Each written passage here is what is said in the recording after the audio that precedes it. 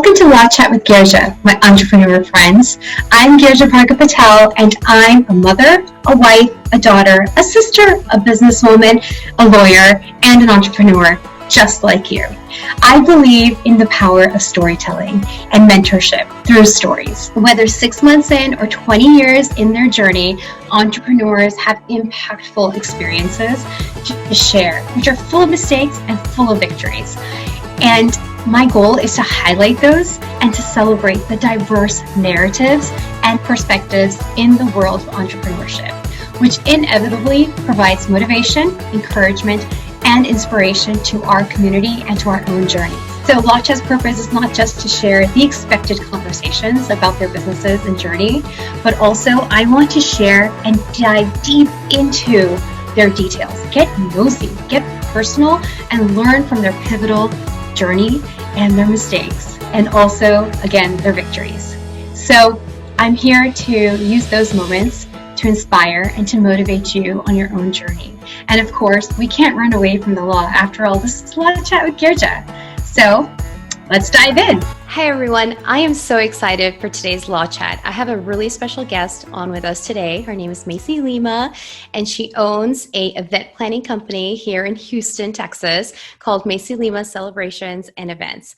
And I am just so thrilled to have her because she's so creative and she is a business woman, boss person, like boss mom, whatever you want to call it. She's all of the above. She's awesome. Her creative genius inspires me because I've also had her, I've used her services for my daughter's birthday, and it was just so amazing, especially during COVID times. And I'm just so happy to have her here with us and to share her entrepreneurial journey with us and to also inspire us along the way. So welcome to the show, Macy. I'm so excited for you to be here. Thank you again for coming on and sharing your story with us. Anything else that you want to add that I may not have covered? Well, no, thank you so much for inviting me. I'm super excited to do this with you. And I hope whatever we get to talk about, people can learn a little bit about my journey and maybe inspire some people. Absolutely. I truly believe that through other people's stories, we learn. And what a better way to learn from your peers and from people who are doing it and they're doing it well. And so not only are you inspiring, but you're telling people you can do it too. And I think I know we've chatted before in the past, and it was just so nice to hear your story and to hear about all the things that you have done and how you have come to where you are today also. Yeah.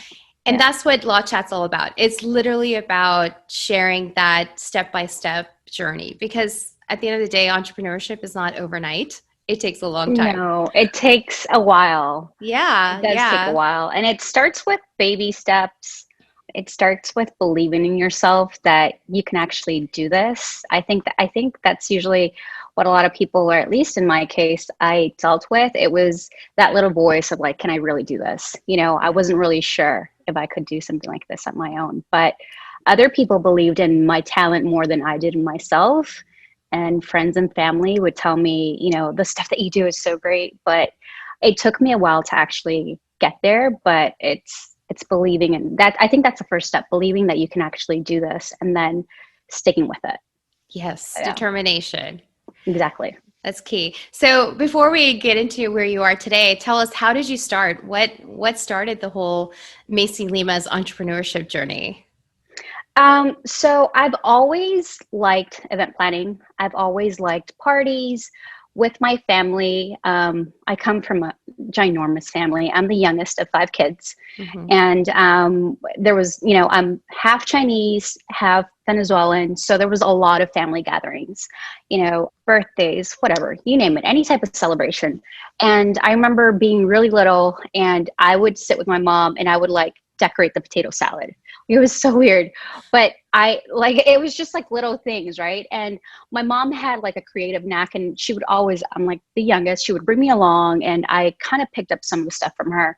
But, I got into business and marketing, and I didn't really go into the event industry or anything like that, but it was something that always intrigued me. And so I graduated, I got married, I moved to Houston, my husband's Texan. And when I got engaged, I helped kind of doing part of my wedding. I knew how I wanted the colors that I wanted. I started to kind of get involved, but it wasn't really until when I got like pregnant with my first son that as soon as I got pregnant, I knew the theme that I wanted to do for his baby shower. And that was like, that's when I really started like kind of planning and reaching out to different vendors. And it took me like, I did a couple of my kids, my kids' parties. And each time, family and friends would always come over and they would be like, wow, this is so great. You should definitely do this. And I just thought it was like, they're just being very nice to me, and they're like, no, Macy, like you should really consider doing this as a business. And I was like, yeah.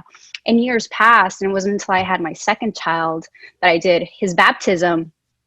And I started months in advance because I had 2 little boys under 2, and it was just a lot. So I started like probably 6 months in advance. And in that period, I met so many vendors, which till this day, a lot of them are like my closest friends. But I tried all these different desserts, and I didn't know the quantities. Like I didn't really know anything. So, but I knew how I wanted it to look.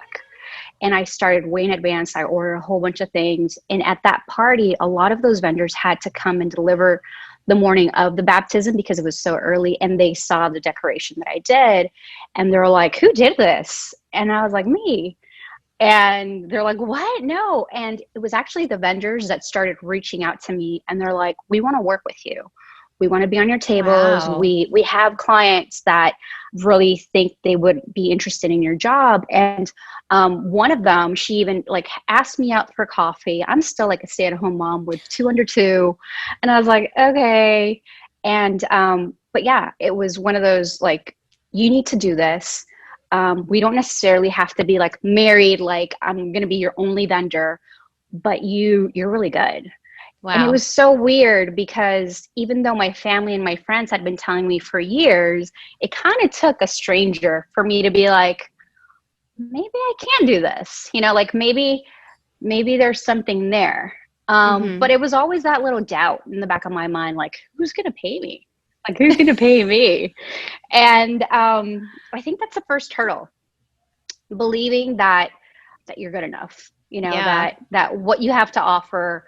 I had this creative side of me that kind of exploded after my boys were born. And I would spend a year planning what I wanted to do for their parties. And that's really how it all began. It just kind of snowballed. And I did my first event in October of 2017, like paid event. And I haven't stopped. And it's just been like ongoing. I haven't stopped. Yeah. So, I mean, your work is impeccable. It's really beautiful. I've really enjoyed seeing it on Instagram. I've enjoyed actually experiencing it myself. Yeah. And I can truly see how the vendors and this community, this unexpected cheerleaders, I would want to call them actually for you. And they really validated your art and your craft and your skill set. Yeah. And I think, they are really like one of my closest friends now. I've met incredible people in the industry that have not just believed in me, but then I've been able to find other talents and I've been able to kind of give that back. So that one vendor that believed in me and kind of pushed me, I think I've been able to do the same for other vendors that are like kind of on the fence and I want to do this. And I've kind of taken them along and I'm like, okay, this is what I need. Let's try doing this. And I've kind of given them a path and then they become part of my team as like kind of molding them. This is what I really need from you. Can you do this? This is the sizes. This is how I want it to look. And so it's been great. The community is amazing. There's so many people that are in the party industry, wedding planners, but I've tended to kind of go more with the kids' parties. It's what a lot of people have known me for, but I can do any type of social event. So, but it's been fun. Yeah, I see that. And so just to kind of rewind a little bit, I know you were saying that you were just a stay-at-home mom. And let me tell everybody right now, nobody's just a stay-at-home mom. Like, it's a lot of work. I have 2 kids. Oh my God. You have, I think, 2 kids. So I have two of, my marriage, and then my stepdaughter, she lives with us. So it's really three. So Yeah. I've got a teenager and then two little ones. And that's a It's a full lot. house. And being a stay-at-home mom, I was that too for a while, actually, for lack of a better way of explaining what I was doing, just because I wanted to take that time off and be with my children. But I tell you, and I don't know how you felt, and you can tell us in just a second, but there was like something in me that kept like popping up, like, okay, I need to do something. I need to do something. And Yeah. this urgency Yeah. became more and more as my younger one became closer to getting into school. And I know that like while I was not working per se, I was still experimenting a lot with different skills, and I was trying different things and getting a lot of exposure to the creative industry by default. Right. So tell me something, when you were not working per se, but I know you must have been doing other things also that really helped you and enabled you to also hone into your skills and your craft. So for me, I dedicated myself fully to both my kids. Mm-hmm. And there was that side of me, like, I love being a mom, but there has to be something else. Like, there's got to be a way that I can make a career or a job or something that is flexible enough that I can still do both. Thankfully, my husband really supports me. There's no way I would have been able to do this without his support, because he's the one that does stay with the boys when I'm off on weekends, because the events are on weekends, right? Unless you're doing corporate, but I'm on the weekends. But there was always a part of me of like, what can I do that I can be my own boss and I can choose how many parties I want to do or how many hours I want to work. And everything just it was very natural how everything just kind of happened. And I'm thankful every day. I'm thankful every day because I was able to find something that I love. I truly, truly love every detail that I put into it. I dream about parties and then people like not really just like my work, but they're paying me for what I love to do. Yeah. So I want to say it was kind of natural because I was already doing these things for my family. And then it wasn't until that one vendor that said, here, let me do what you do for your family and friends, and let's make you into a business. And I was like, okay. I had no idea what I was getting myself into. I really didn't. I thought maybe like a party or two every like couple of months. I just didn't think it was going to get this busy, this quick, and I was going to grow so quickly. I didn't think that was going to happen, but it just kind of did. And it was just trying to like keep up. Yeah. And what were some of the challenges that you first faced when you were transitioning into official businesswoman, entrepreneur, when you're just like, I'm starting my business now? So what were some of the challenges that you were facing? For the first year, I called it a hobby because I felt my priority is always going to be my boys, and they were still, so I still had one at home, and then the other one was just starting like, kind of like a daycare. So I called it a hobby. But I was very busy, and I'm like, my hobby for the first year. And because I called it a hobby, I think there was like fundamental parts of my business that I kind of skipped. And I, contracts, like there's just like all those different things that when you sit down and you're like, okay, I'm going to do a business, like let's, what are the pillars? I kind of was all over the place because I called it a hobby. Right. And it wasn't until after that my husband's like, no, this isn't a hobby. This is getting going. You have to set yourself up and you have to protect yourself. And Macy, you're getting very busy. Like this went from just being a hobby and you loving what you do to an actual business. I hate to interrupt this awesome conversation, but I have to stop and talk with you about the number one thing I'm asked about by entrepreneurs: contracts. They're vital to any business relationship and to protect your business. But I also know that entrepreneurs, especially when you're starting up, money is tight. But I would never want you to compromise on a strong legal foundation. So enter yourcontractbuddy.com, a website created by me with contract templates created and drafted by me and fellow industry partners. They're ready to use and easy to plug in immediately. and they are not restricted to any specific state. So yourcontractbuddy.com is sponsoring this episode, and you and your listener can get 10% off right now with code LAWCHAT. Yes, you heard me right. 10% off right now with code LAWCHAT. And now back to our awesome conversation. Yeah. So I guess I was just kind of doing parties and like I didn't have inventory. So in the beginning was, okay, I get asked for a party. I didn't know how to charge. I didn't know I would charge maybe the materials, but I wasn't charging what my work was worth because I had no idea. So it was kind of like I'm going along, but there was really no guide for me. And I did have some mentors from different cities. I have a couple out in Miami and back from my hometown in Venezuela, but it was more, they helped me more in the decor aspect. Hey, how do you do this? But business wise, it was me. And I was kind of like all over the place just because I didn't know how to begin. It was, and I think it was mostly that first year, I was like, okay, I love this hobby. This is great. And I kind of get paid for this, but I wasn't charging correctly. So, right. And I think that mindset shift is what made it really take you to the next level of your business. Yeah. And, I think a lot of times what happens is that a lot of us call what we do as a hobby rather than really understanding that, no, this is a legitimate business. Yeah. But in order to make it even more legitimate, you have to take it seriously. And so until that mind shift happens, it's kind of like you don't even realize that you're treating this amazing thing as like something that doesn't belong or has no space in your life, but for when you have time. Yeah. And I think also like cheers to amazing husbands who are super supportive. Like, I think like we as wives also probably, support our husbands in a way where they're able to do what they do.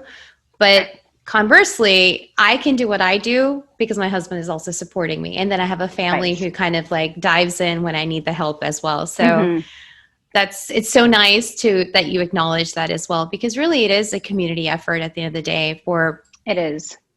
Couples. There's no, and it's being able to follow a dream that I think I always had of party planning, but I never really pursued it because I was like, do I need to go to school for this? Like, and it started way back. I'm like, what type of school do I go to do parties?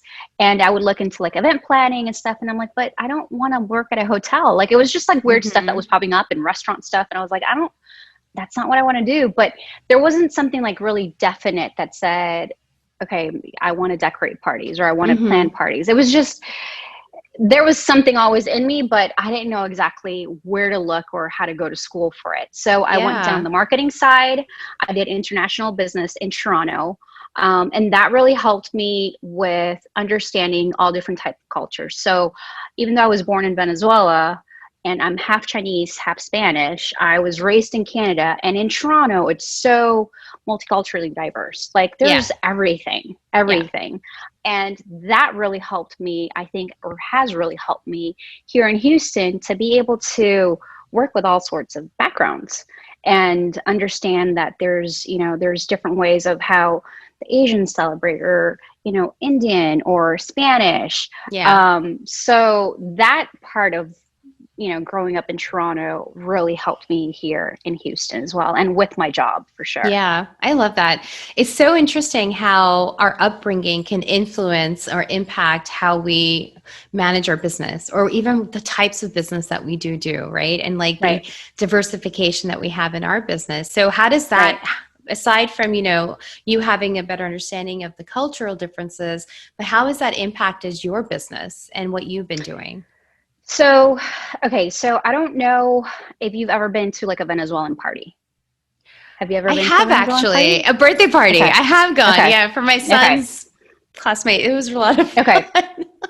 Venezuelan parties are huge. Yeah. From like kids all the way up. Yeah. And any excuse that we can get to celebrate is like, all right, any excuse. So even though I did grow up, I moved to Toronto when I was like 10, but Mm-hmm. I always kept going back and forth. And I did high school in Venezuela. So those high school years, all that fun stuff, I did it there. So I did like the quinceañeras. I was there for all of that. Mm-hmm. So that's just kind of ingrained in me.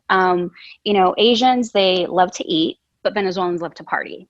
And it's, the decor, the detail. And I saw it, from the kids' parties to, again, like baptisms, communions.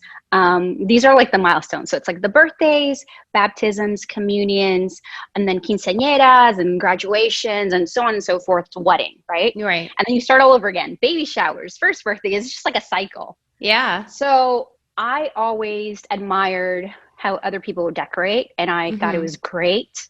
And I admire it from afar. I was, a lot of it's great now because a lot of the people that I was following before I even got into this industry that I admired their work are now my colleagues that I call up, and they give me advice, and we share advice through this whole COVID thing. I've talked to a whole bunch of people all over the world, but these are people that I loved what they did, how they would decorate, and now they're my colleagues.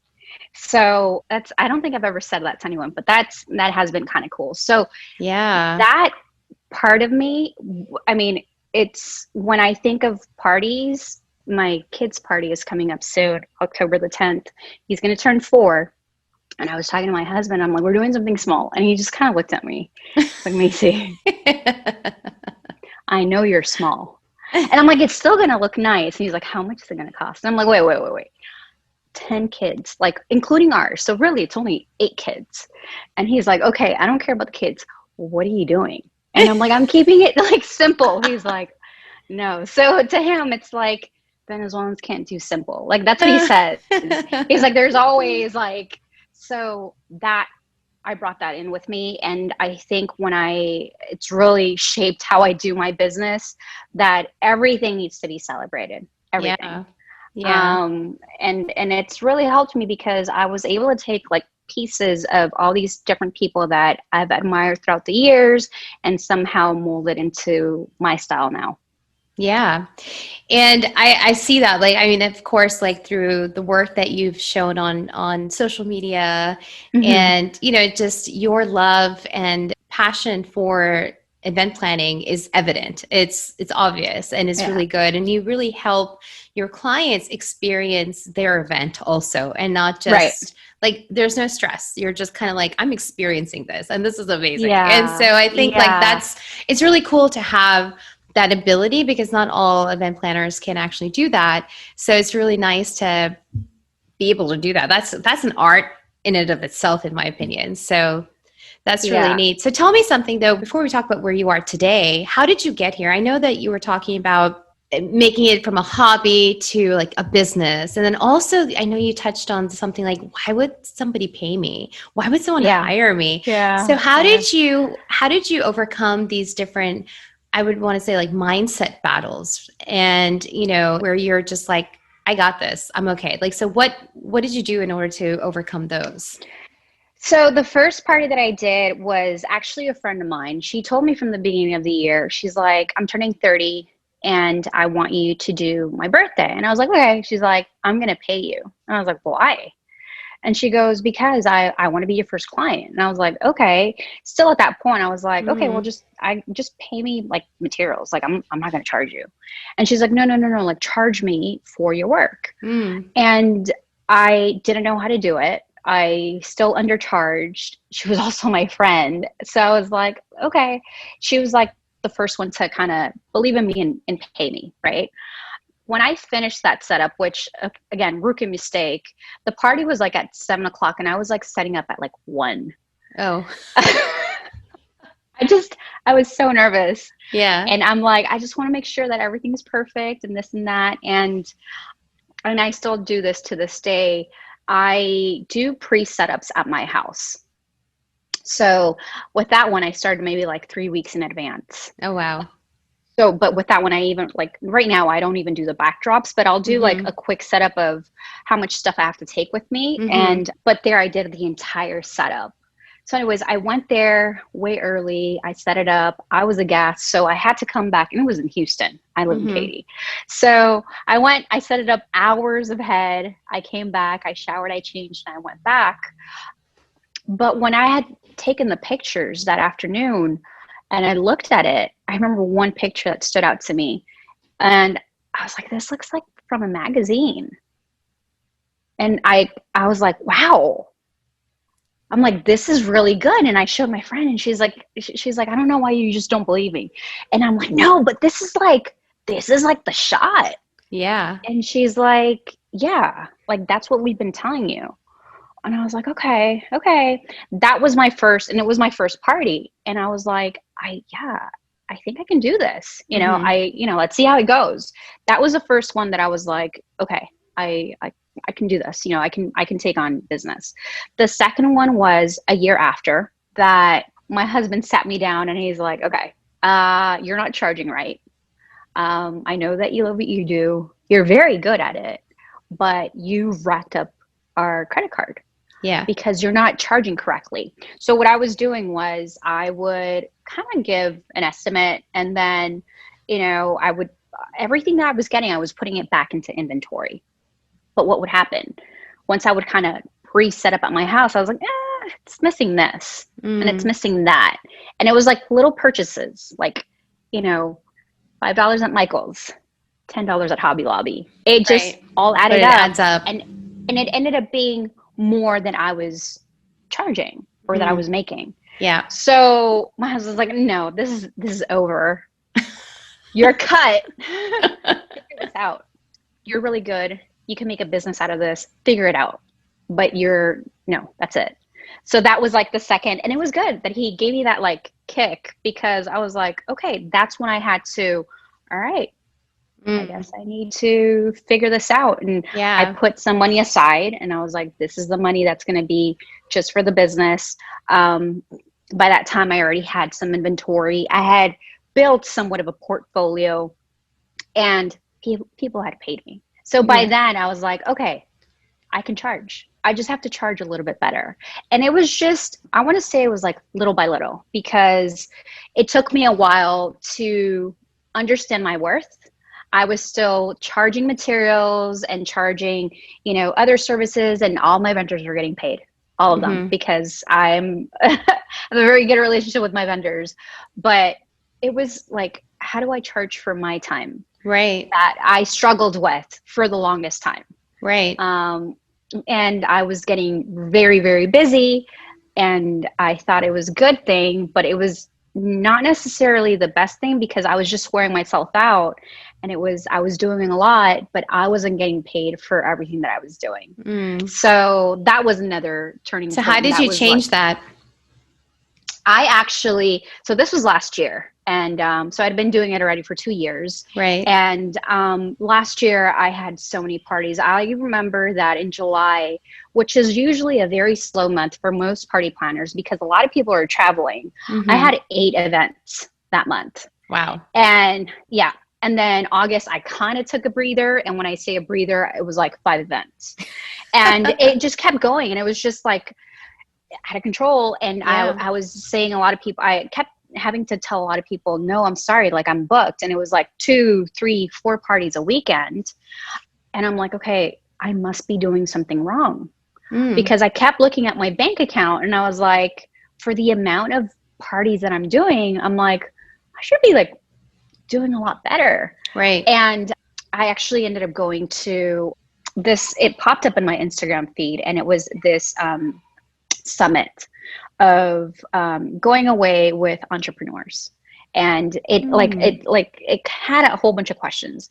Are you, working all the time? Are you like really busy? Everything that they asked, I was like, yes. Check. Yes. And it was for creatives. Right.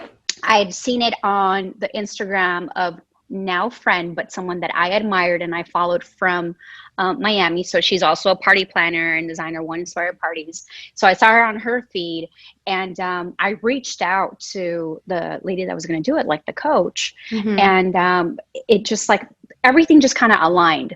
She had just moved to Fulshire, so right next to us. Oh, So perfect. she just, yeah. And she asked me a couple of questions, and I was like, yes to all of it. And I'm like, I need you. Like, I need you to guide me, because I felt that my business had grown, but my base, or the fundamental of my business was kind of shaky.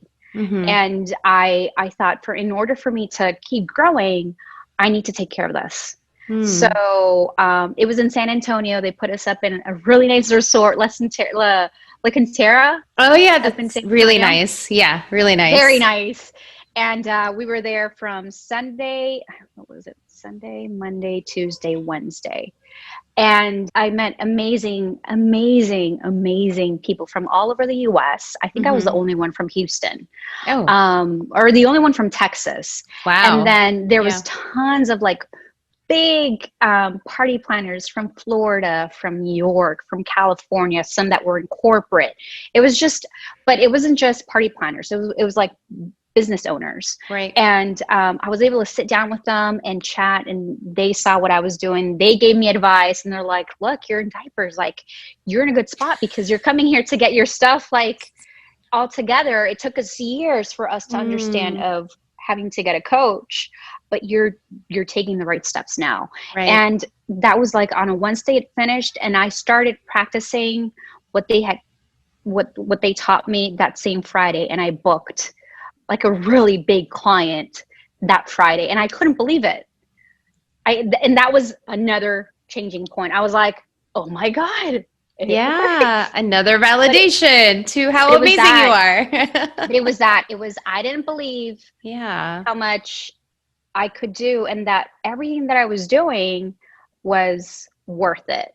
And I was building a great network with my clients, and, a following, and with my vendors, but it took me 2 years to really understand, okay, you're good. You're just not doing it right. And that's why you're always booked. But then when you look at your bank account, you're like, something's not adding up. It was really that course that said, Macy, you're missing a piece, and this is the piece that you need to fix. And that was it. And that was October of last year.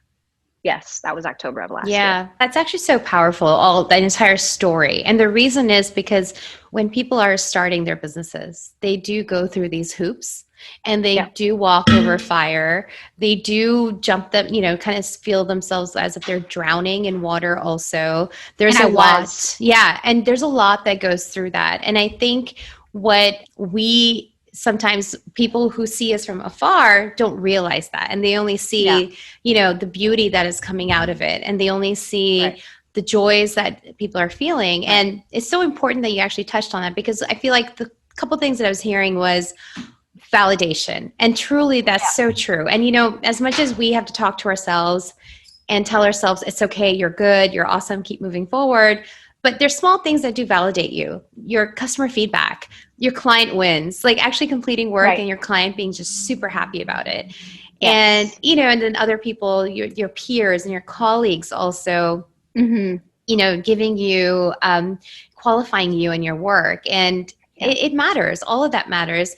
But then also getting a coach, getting somebody, or a mentor, coach, however, a group of people, like a mastermind or something, that really That's encourages exactly what you. Called. They're like the lifestyle architect. I think it's called, what a great name. Yeah.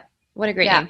Lifestyle architect. Yeah. Yeah. And they kind of help you navigate yourself, because there are times as an entrepreneur, you're lonely. You don't know what to do. And you're just kind of looking at the walls and thinking like, somebody please come and like, tell me what to do. I don't know. I felt that. And you know what? No. And you know what? It really helped. So what ended up happening, I went to the summit, and then right now I'm working on my rebranding, which I should be done soon, but the rebranding, a new website, everything. Cause I was like, I'm going to change. Like, this is what I need to do.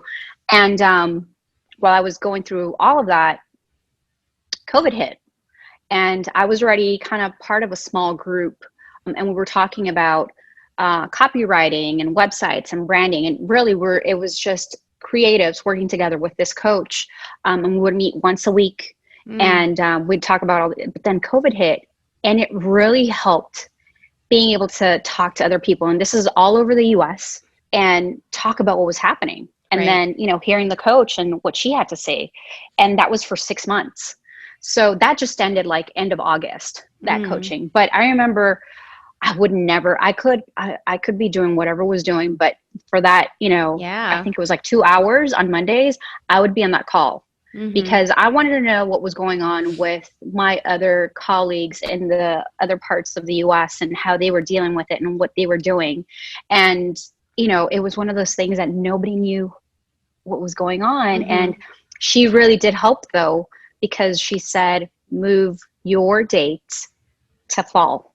So if you have anything, that was like in March, if you have anything in April or May, big, like there's a lot of wedding planners, try to move it to 2021 Right. or end of year. So I felt like I had a little bit of light during so much uncertainty. Right. I'm grateful that I always tell her, I was like, you came to my life in the right time. Like you said, I did feel like I was drowning. I had so much work. I was turning people down because I was so busy, and it was really hard to juggle family and my business. And I just said, I need help. I need help because if I'm going to grow, if I want to get to that next level, I can't do this on my own. I need someone that can tell me what I need to do in order to get to that next step. So it did help for sure. Yeah. I mean, it's priceless to have that guidance. Yeah. It's priceless. Yeah. I mean, you can be paying whatever, but it's truly the outcome. And if you're really implementing some of the advice that they give you, if it works for you, then it's priceless. Yeah. And so for me, true. And for me, another thing that I took away was, I mean, that girl that I admired from Miami, she's now one of my really good friends that we talked throughout the entire COVID period. And her and I were like sharing ideas. What are you doing in Houston? Well, now I'm doing this. Well, what are you doing in Miami? Well, we started doing this. And then I did that with another girl that's in Ecuador or Salvador. I'm so bad. But same thing. She saw stuff that I was doing and she started implementing it there. So I was able to connect with all these people that I had admired their work for years before I even got into this business. And now we had created this like network of sharing ideas. To be able to get through this hard time. Yeah. That's also a really incredible aspect of entrepreneurship, is to have a good network. And I do want to talk about the pivots that you made during COVID as well, or actually some adaptations, like adapting to the new environment. But before we get to that, I really want to talk about this because I think like a really common theme I've heard from you from the beginning to just now is your network, is the people that you're connecting with, is the vendors and the people that are giving you a chance, and you're also, paying it forward and giving someone else a chance. And quite frankly, when I first met you, well, not the first time because that was a Tuesdays Together, but like when I actually connected with you for my daughter's birthday, I really got that sense that you are trying to help others through your business, and you are protective. You're protective of your vendors also, and not like protective like in the sense where you don't want to share who they are, but more also about like how people are treating them or how they're being treated in their relationships that you have with your clients. I think that's beautiful, and I think it's really truly a sense of community that you have. So tell me a little bit more about how you're cultivating these networks that you have and these relationships, because even like admiring somebody from afar and now being their friend or calling them a colleague, I think that's huge. So how did you do that? So starting with my vendors, I think they're essential part of my team and of the successes that I've had. I have the ideas, like you said, it's part of the creativity of like the decorating, the party planning. But without the vendors that I've chosen to be part of my team, none of these incredible parties would be able to exist, because it's like pieces, right? It's like a puzzle, and I just like pick and choose. And then I have all these different ideas that I share with each one of my vendors, and then they, put it together, and then I just put everything together. So to me, the relationship that I have with them is extremely important. It's great to have a good relationship with your clients, but my vendors, they're part of my family. They're part of my team. I do have people that work just for Macy Lima, like for our company, but then I feel that they're an extension of my company. Yeah. The work that they do, how they get treated. I would never want them to be offended by anyone. So like if we're going to somebody's house and, you know, they treated them bad, like I would never allow that because again, like I said, they're an extension of me. And I've tried to, more than a business, I treat them like my friends. I won't reach out only when I have work. Like I'll reach out, hey, how you been? It's been a long time. How you doing? How's everything? Like I check up on them. During COVID, I checked up on all of them. Yeah. How are things going? I was very worried about them because I was like, I hope none of them go out of business. Like it was just one of those things. And I kept pushing myself, like, what can I do business wise where I can bring in some of my vendors? Or I worry about them, right? I worry about their business. And if I'm doing well, I think my motto is if I'm doing well, like you said, I am very protective, but I do share who I work with. But if I'm having success, they should be growing with me too. Right. So it's not just like hoarding them and not letting anyone else work with them. Yeah. It's like, no, I want you to grow and I want people to know about your work. And it's happened. It's happened with a lot of my vendors that one of them I remember, I think it was over a year ago. She said, I want you to give me a shot. I want to work with you. And I was like, okay, well, give me samples. And it was she makes desserts. And I'm like, I want to see your work with cupcakes. I want to see your work with this. I want to see your work with that. I'm having a party that's coming up. These are the colors. These are the palettes. This is what I want. Go. And then she came back with a box and I'm like, don't take this the wrong way. This is just constructive criticism. Change this, move this. This doesn't work. This needs to be more little. And then it was, you know, and little by little, and then a lot of party planners started working with her after they started seeing her work on my tables. And now she's so great. She's so great. And she's grown so much in a year. And I'm not going to say, oh, kudos to me, but right. It was I saw the talent that was there. I saw the raw talent. It just I kind of shaped her to what I needed and then gave her the opportunity to be part of my parties. And, you know, we follow what looks good. So then other party planners started noticing her really good work. And I'm like, look, just as long as you, like, if I have a party on the weekend, you don't say, Macy, I'm full. So she always laughs and she's like, no. She's like, you'll always have space. And I'm like, okay, good. But like that, it's happened with a lot of my vendors. And whenever I get a chance of being able to show, I don't ask, I'm not an influencer. So I'll never ask you have to pay me in order for me to show you on my social media. No.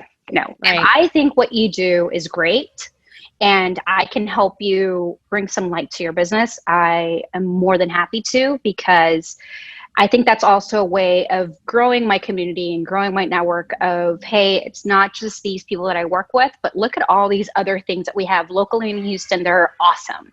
You know, maybe you don't hire me per se, but, you know, if you need a balloon person, this girl is doing something really cool. So I kind of always do spotlights and shout outs to other people. And I don't ask for anything in return, but that's another way how I network. Right. Just being able to say what they're doing is really neat. Go follow them. And then they appreciate that because they didn't pay for that. And now they have maybe one or two clients that'll reach out to them because I mentioned them. So, right. I think goodwill goes a long way. It really goes a long way. You know, just doing something for somebody without any expectations, that goes a long way too. And I think, you know, that's just, again, cultivating your community in whichever capacity you can cultivate it. So that's just so beautiful. And, you know, just to kind of talk about COVID a little bit, tell me, how did you pivot or adapt in COVID? Like, what did you do with your business? And like, what leaps of faith did you take during this time? Because it truly was a test of somebody's capacity to handle a lot of stress and unexpected stress. So for me, I think I stayed put March and April. And then right around Mother's Day, a couple of weeks before that, I had reached out to three of my vendors that I work with. I love their work. I love what they do. And I said, would you guys feel comfortable if I did a Mother's Day package? And I know exactly what I want. And I designed it. And we had a cake, a tiny cake, like a 4-inch cake. Mm-hmm. And then we had a bouquet of flowers and then a calligraphy handwritten note. Those are the three things that were included. We did a Zoom call and I explained everything, the color palettes and stuff. And they're like, yeah, let's do it. And I was like, okay, I'm going to handle it. I'm going to handle the, all the, I guess like the promotions and I'll take care of it all. I'll just give you guys the orders. And they're like, okay. And I remember I had put as a goal, I think maybe 15. I said, 15 packages will be good. Right. We sell 15 packages. I think we sold close to 29. And I couldn't believe it. Wow. And that was me just kind of dipping my toes back into business. I was testing the market. I was seeing how much people were comfortable with, having someone deliver something to them because everything was shut down, right? Like everything was completely shut down. And I was just blown back by the great response. And I was like, okay, we can do this. And that's kind of how I started. And that's when I knew that the only way that I was going to get through this was if I worked with a team, working with my vendors, working really closely with my vendors and picking and choosing what I was going to do to make it really pretty, but affordable because I knew that times were tough. So that was my first one. And then after that, I knew I wanted to create a line. So when COVID hit, I was like going like super high, super fast. And my parties were huge. There were like over 100 guests. And because it was taking so much of my time, because those parties were so big, they were all custom. They had so much planning. They took up so much of my time. I couldn't really take on any of the small parties. It was just too hard for me to be able to do both. And COVID gave me the opportunity to sit down and create a brand new line, to standardize something, to create a package, which I had never done in my business because everything I had done to that point had been custom. Right. And even though there was no business, I went to my carpenter and I spent a lot of money on backdrops, on brand new backdrops. And I remember my husband's like, what are you doing? And I'm like, it's okay. Like, I know what I'm doing. And he's like, there's no business. And I was like, it's okay. Yeah. It'll work. And the funny thing was I couldn't get my carpenter before because he was also so busy. So now he was like, and I'm like, I need you to build me this. And he's like, oh, okay, sure. Yeah. Okay. And I created the Mini Fiesta collection. Right. And it was the one that you hired me for. Which is brilliant. I mean, till today, I have people asking me and I'm like doling out your information to everyone. Yeah. It's brilliant. So I felt bad. It was my son's end of year. And it was his last year at his daycare. He had been there for 3 or 4 years. He wasn't really able to say bye to his friends or to his teachers or anything. Right. So I thought, why don't I do like a end of summer party? And it just kind of escalated. And I was like, okay, I knew I had my backdrops. I had the hardware and I knew the theme that I wanted to do. But I wanted to be more than just a drive-by. I wanted to be interactive. I wanted to be fun. I wanted the kids to have fun. I wanted them to forget about all the stuff that we were hearing in the news and everything that was happening. And they had been indoors already for like 3 months by then, 3 or 4 months. Right. So I just really wanted them to have fun. And then I created, and this all ties back into my Venezuelan heritage, the water fight, right? That's awesome. Because growing up in Venezuela, so Carnival, so what would be here, what they celebrate in Mardi Gras? Exactly, Mardi Gras. Mardi so Gras. Mardi Gras is Carnival in Venezuela. Right. And growing up, it was a lot of water fights and balloon fights and water guns. And so I was like, okay, it's so hot here. Let's do water fights. And I remember when I did the invitation, no one understood what was going on because they're like, what? Like, and I said something like, hey, bring your water toys, just be ready to have fun, drive by, and no one understand. They're like, what is it, a birthday? What is it? And I was like, no, it's an end of year party. And they're like, how? And I was like, so I guess I wasn't very specific, but I had a video and I had a photographer and I invited friends, and it was what we did for your daughter. We had a lemonade station.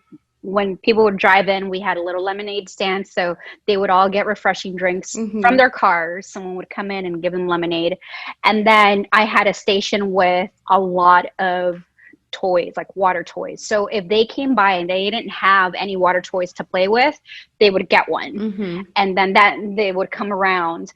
And then the next stop was when the table was set up, and it was like the cupcakes and the cookies and the favors and stuff like that, and showing, okay, this is the setup. You can do this as a car parade. You can do this in your backyard. You can do this as an intimate birthday party for 5 inside your house. Right. And yeah, I mean, like, I think I mentioned it today. I'm booked till mid-November, like every weekend. People have really liked it, because it's so adaptable. It was so adaptable. And and I remember during that time, I was talking a lot about pivoting and adapting, because a lot of times we don't realize that's what we need to do. We get scared and we kind of, pull ourselves back rather than just being like, nope, move forward. How can we change? How can we make the moves?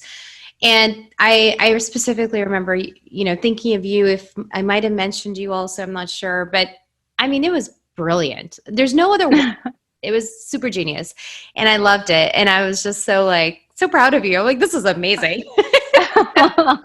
And it's like something that you can not only just, of course people want to use it during COVID, but it's definitely something that is more evergreen than not. And, the concept, the idea can be used throughout the year, and it can be used at any time. And it can be any theme. So it was the summer party. That's the one that we did. Right.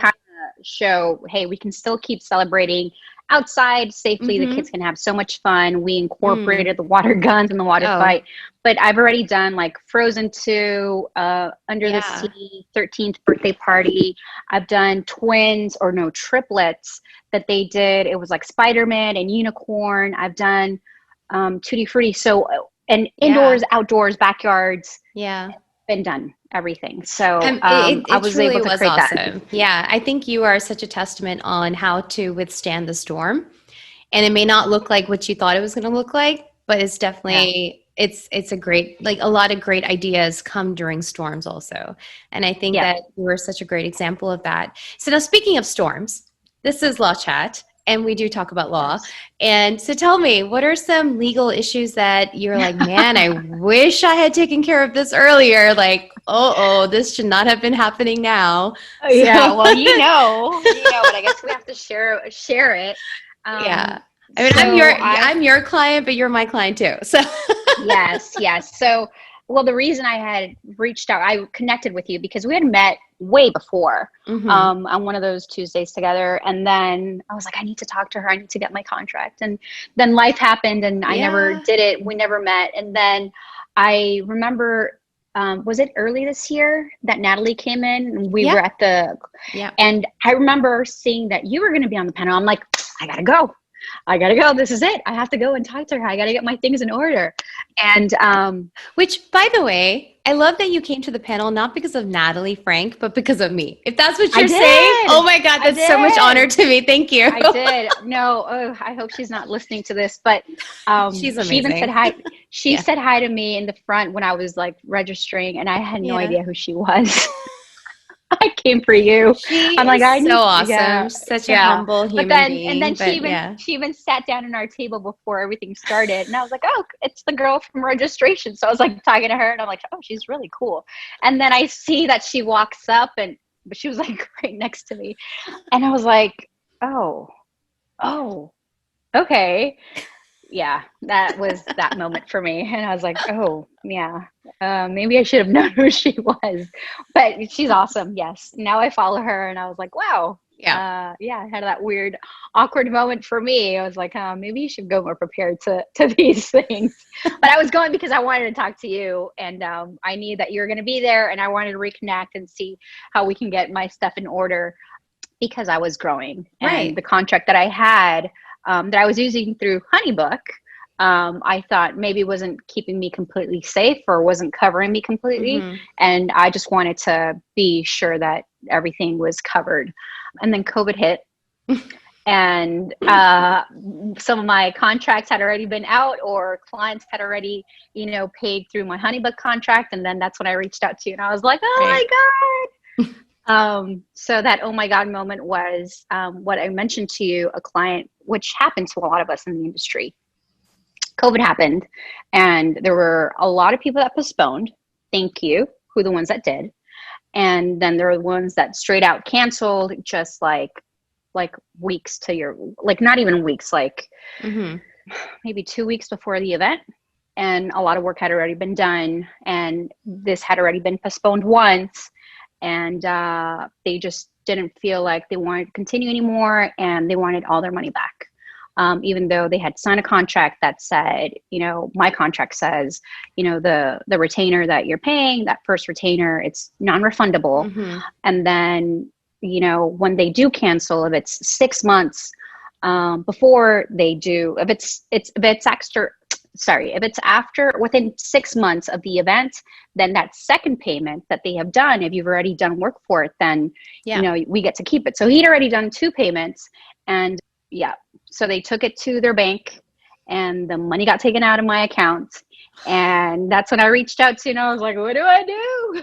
Right. I'm like, I use the HoneyBook contract, which I'm not saying anything bad about HoneyBook. No. I was just, I don't know, right now, where I'm right now, I still don't know how well I'm covered, because I haven't gotten a reply back from their bank. Because I think it takes like 90 days for them to make a decision of if they're going to return the money to me, or if the client gets to keep it. So fingers crossed. I don't know. But that's when I was like, oh, I need help. What did I do? And then he started asking me all these questions, like, do you do this? And I was like, no. Have you done this? And I was like, no, maybe some parts of it. So I just took it as a learning experience. Right. If I get that money back, it's a huge plus. Like, I guess it also kind of hurt because business was still really slow then. And I was like, oh my God. And they did a chargeback, right? They did a chargeback. Yeah. So I think they disputed the charges, and they said that products weren't delivered, which I'm a service. Right. And of course, if they canceled the party, like the money got taken out 3 days before the event. Right. And everything was done. Right. But of course, how am I going to deliver if you've canceled the party? Right. So yeah. And I'm hoping that that's going to come back in a positive favor for you. But that truly was the whole thing, is like having, I think before that though, we had already, worked on your contract and, updated it a little bit, because you're right. HoneyBook has some great contracts, but at the end of the day, they're all templates. And while they're generic, they're very generic. And so they may not cover every aspect. And while I sell templates too on your Contract Buddy, I do believe, though, that if you are at a certain level in your business, you might need to up your game on the contracts also, and kind of really think about your business. And that's exactly what we did with you, is really think about how your business functions and what expectations are, and how you get paid and how you need to give service. And, and your tolerance is very different from somebody else's tolerance with regards to rescheduling, or, when money is paid or not. And so that really helps in having a very, crafted, customized contract then for your business. So no, and I went with the best, and I was like, and moving forward, it's just your contract that I'm using, but that had booked before the contract that you had done for me was ready. So, and you're not the only one. There's a lot of people who had that issue, right? Because all of a sudden, first of all, no one had virus. No one even some people may not even have had force majeure in their contract or an impossibility clause. And so all of a sudden it's like, what do we do? What do we do? I know. And, your clients are also hurting, because sometimes it's like a really memorable moment that they're trying to celebrate, but at the same time, you're hurting as a business. So it's still something that, it's a very real and relevant issue that's happening right now, and people are trying to navigate it. But I do think that what you've been doing is great, because you've been having a lot of open conversations with your clients. And I think you should memorialize everything, like have an email backing up every Yeah. single conversation, even Yeah. Oh, which I do phone. now. Yeah. Yeah. And it's something I shared with you also is it's not necessarily legal, but it's almost like in preparation for anything that might become legal is to actually account for the time that you are spending on a particular Yeah. party, even if it's just going to Yeah. the store to buy something or to, because you do your setups at home and you prepare stuff at home. So even Oh, and I that, pick up things and yeah. I talk to vendors and You're yeah. doing a It's lot. not just, yeah, There's a lot that that goes goes on behind behind the it. Yeah. scenes. And Yeah. so, yeah, I think COVID has really given a wake up call to a lot of service industry providers, Hmm. event planners, and event planner providers as well for these. Yeah. No, for me, I think it was just a learning experience, and I think that for sure I was like, after you asked me all those questions, did you do this? Did you stamp? I was like, what? No. I mean, we talked, and yes, I have some emails, and yes, we've got some text messages, Mhm. but for sure, moving forward, I'm well more prepared. One thing I do have to say though, so because it did go through HoneyBook, so it booked through HoneyBook, Mhm. and then they take out the money. A member, they actually have I don't know if you knew this, but they have like a team Mhm. in HoneyBook that handles this disputes. Oh, So they're lovely. kind of like they're like your mediators, I guess. They're the Mhm. ones that handle all the stuff between the bank and or their bank, the client's bank, Mhm. and us. And I took a while trying to get everything together and documented and make sure that it was like as much information as possible. And the girl that was helping me with my case, she's like, I just want to let you know that you've saved me like a week's work. She's like, this is so incredible. She's like, I can't say that you're going to Awesome. win or that you're going to get it back, but she's like, you've gone above and beyond than Right. what we normally get. And you've made, because I guess they have to put the case together because they want Yeah. the money back too, right? So, anyways, that I was like, oh, I'm like, I guess it was worth it. And I'm like crying to you for help. But No, but it's so good because I that, remember that conversation with us, and I was like, just put in all the detail, every single little yeah, piece of detail you can yeah, put in, show evidence, like show evidence like you're going yeah, to court, but yeah, like, yeah, like show yeah, every single documentation, pictures if you have to, because it just really gives more authority to your argument where you're right, placed. And I think right, chargebacks are so tricky and they're really happening way too much right now. Definitely yeah. something that you need in your agreement as well about chargebacks and kind of like have a little clause Yeah. there as well for that. I So think we need to add that. Yeah. I don't think we if have we that. don't have one, we're definitely adding one. I Yeah, feel like yeah. yeah. So yeah, that's definitely there. So thanks for sharing that. Like I think a lot of times, like you had said earlier, we start businesses and we don't realize all the things that we need, like the pillars that we need. And of course, Yes. legal is one of them. I also think having a solid, foundation in accounting or your finances is Right. another one where then you could figure out, am I pricing things correctly or am I not pricing Mhm. it correctly? Or Right. just having something. It doesn't have to be fancy. It doesn't have to be where you're Hmm. paying hundreds of dollars to somebody, especially in the beginning. So I think that's all very, very important. Now tell me something before we get to the round of fun facts. What is your Okay. anchor when you are really reaching your lowest point or you're just like, this is something I just can't, this is so out of my control? What's your anchor at that time? What helps you pick yourself back up again and helps you move forward? I talk to my husband a lot, and he knows me so well, Mm-hmm. and he knows when I'm down. I did a pretty big expo. I want to say, was it last year, early last year? And I was so burnt out after that creatively. Because it happens to creative people, Mm-hmm. like every so often, party after party after party, and Right. and it's always, I don't look so much at others people's work, is how do I make mine better, how do I make my party better than the last party. So I remember one year I did 3 Harry Potter parties, and I'm like, I want to change it up, how do I make it better. So creatively there comes a point where that happens, that I feel Mm-hmm. like I'm completely drained, and I'm just like, oh my god, I don't know. Or I think last year, same thing. It was, there was a point that I was like, I don't know. You asked, it's like you have those moments like, I don't know if I can do this. I don't know if I can go on, especially because I'm a mom. I'm a husband, like I have a husband, I have a family to run. I've got little kids. Yeah. And my job, unfortunately, is during the weekends. Yeah. And I think one of the things that COVID did teach me was that I needed to really pick and choose what parties I wanted to do, not take everything on because my kids are really little. And I, for the first time since I've been doing this, so I've been doing this already for almost 3 years. This was the one summer that I really enjoyed with my kids. Right.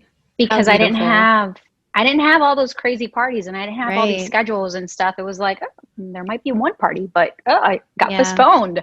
I'm like, all right, let's go to the beach. Yeah. And we would rent a house, and we were isolated, but I was able to just be with my family, like really be with my family.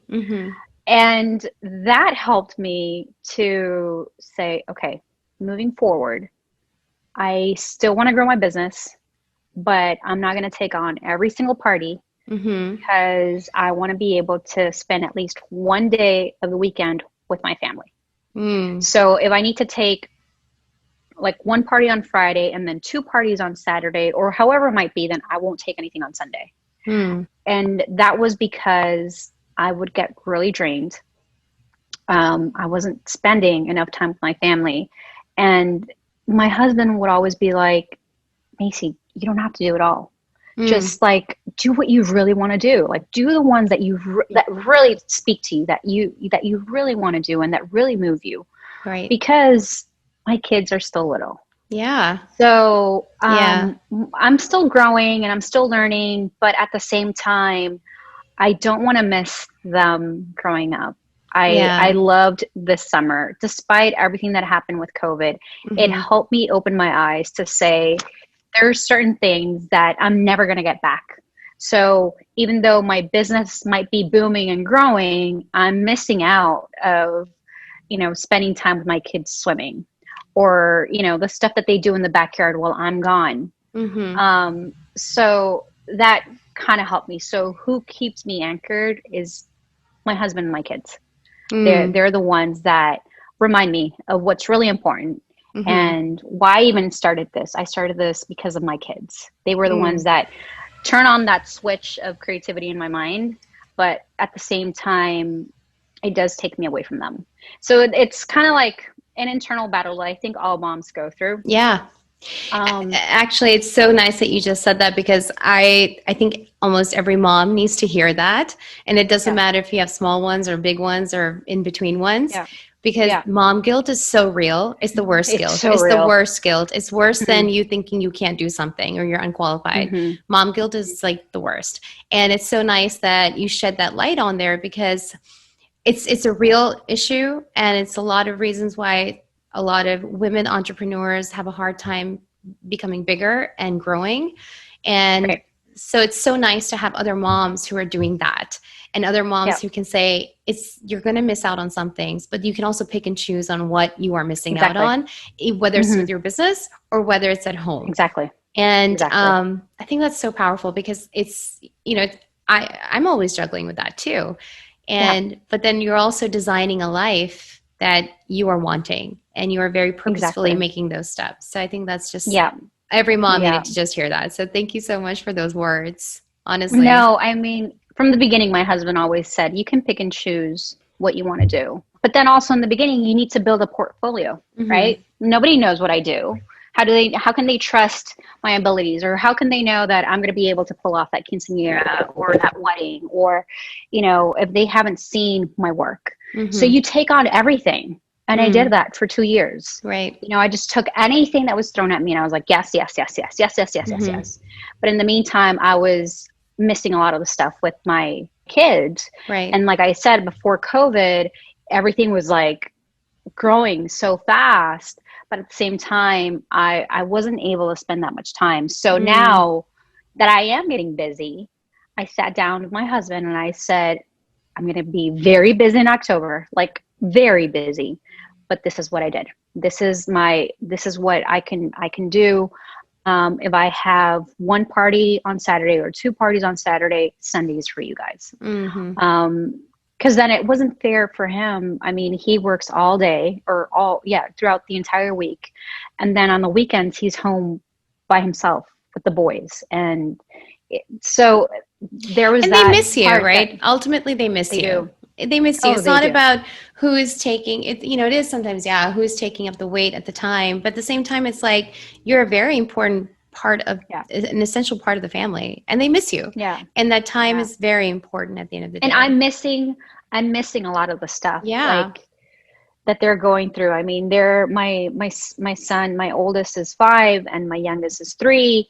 And this is the fun years. Like they're still doing all these crazy things that drive us nuts, but it's the good times. It's the good times. It is. Well, this has been such a fun conversation. I can keep on going, but before we say bye, I want to actually just find out, what's your favorite book? My favorite book. I like Animal Farm.